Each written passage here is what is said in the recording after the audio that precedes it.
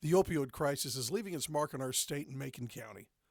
Addiction to these drugs has drastically altered people's lives.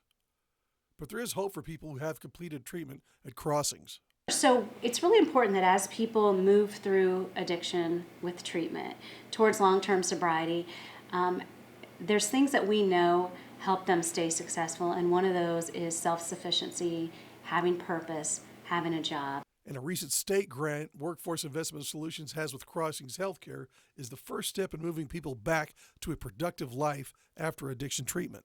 We need 82 work experiences for these individuals over the next 2 years. Return people back to a productive and sober life will be a community effort. And it starts with employers who want to give people a second chance at a new life.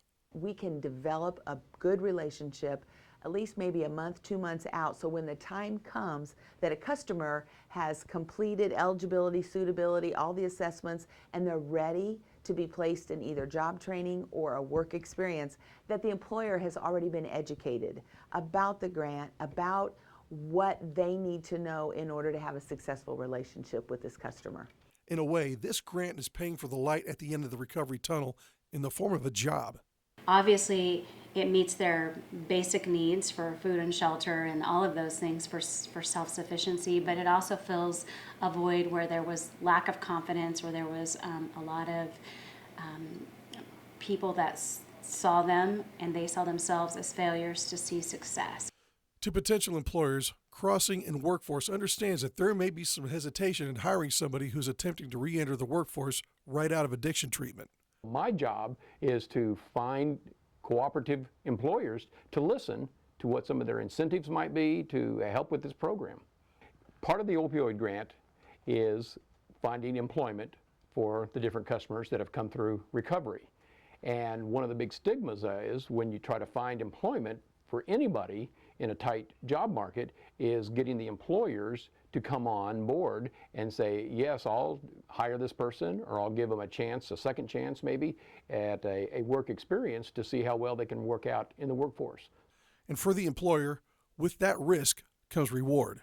Well, one of the incentives is a very good one for employers in that for a 4 to 6 week period of time, we can offer what most people would call an internship. We call it work experience, where we pay the wages for this employee. Now, we hope at the end of this time that the employer will offer full-time employment, but they're not obligated.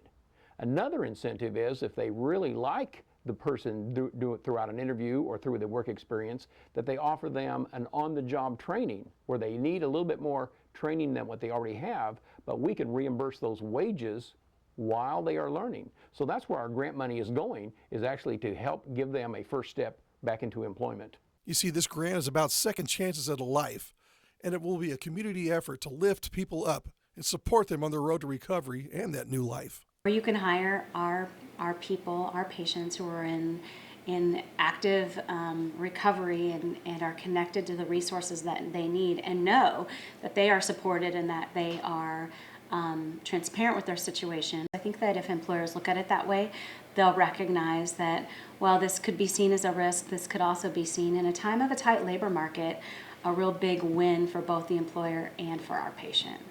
It's a partnership from two different perspectives with one goal in mind.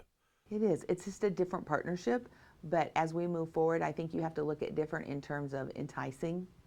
You know, there's a need now that maybe there wasn't 5 years ago, and we need to be able to address the need. That as long as they're providing recovery, we need to be providing what Workforce can do to get them employed. In Decatur, this is Steve Nichols, WAND.